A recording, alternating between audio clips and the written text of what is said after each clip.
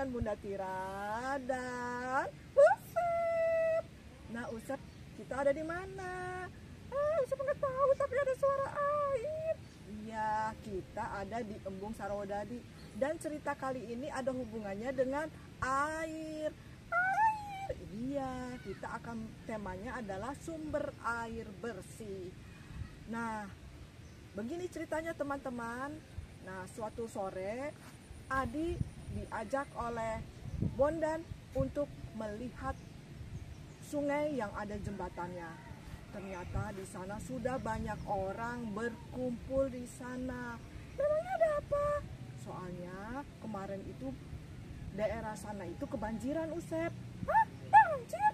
Iya.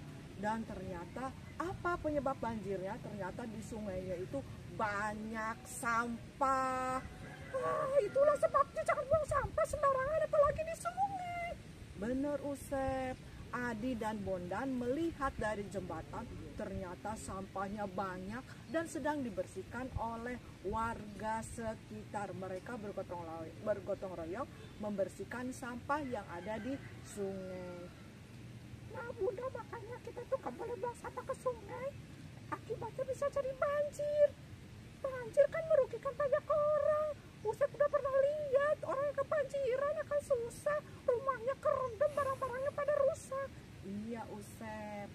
Nah, Adi melihat begitu banyaknya sampah di sungai, sehingga paginya ketika ada pelajaran bahasa Indonesia,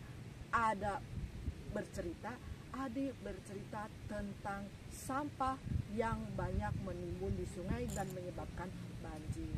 Wah, bu gurunya ternyata senang dengan ceritanya Adi.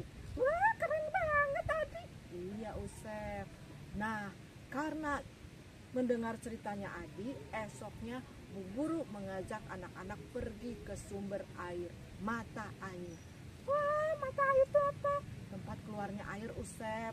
Biasanya di mata air itu airnya jernih dan segar Usep. Dan kebetulan sekolahnya Adi itu memang di daerah pedesaan sehingga dekat dengan mata air Usep. Lalu mereka bersama-sama dengan bu guru menuju mata air.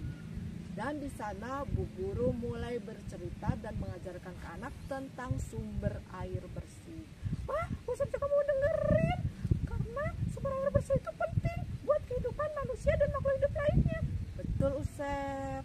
Nah, bu guru juga bercerita manfaat air buat makhluk hidup selain tanaman, buat irigasi, buat hewan, buat manusia. Dan manfaat air juga bisa dimanfaatkan untuk membangkit tenaga listrik. Hah, bisa? Bisa Usep. Kan Usep pernah lihat ke Waduk Dharma itu. Itu kan sungai dibendung, lalu sungainya bisa memutar kincir angin yang nantinya akan memutar generator sehingga bisa menyebabkan listrik bergerak Usep. Iya, Usep jadi ingat banyak sekali manfaat airnya. Iya.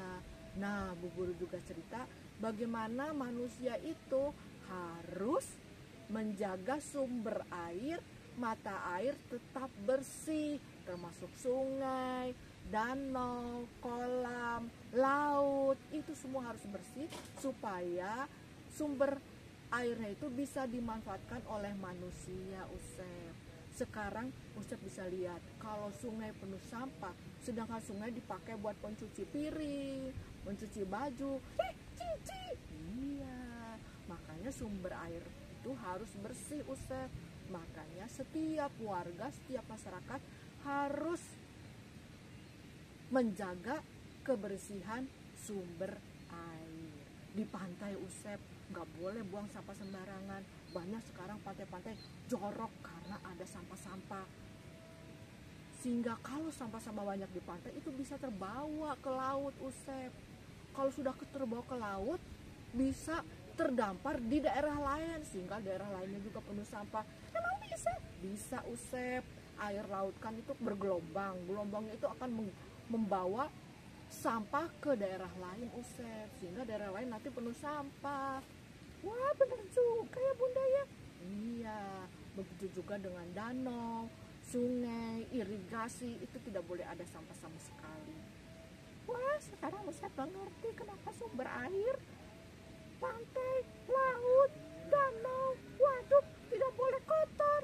Iya, jadi harus dibersihkan dari sampah, dan warga dan masyarakat juga jangan membuang sembarangan sampah ke sumber air.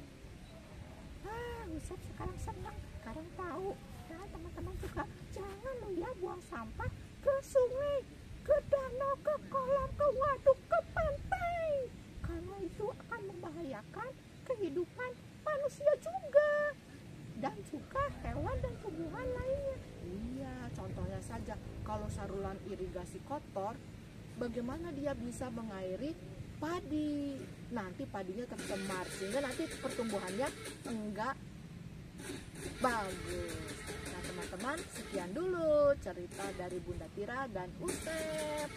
Dadah.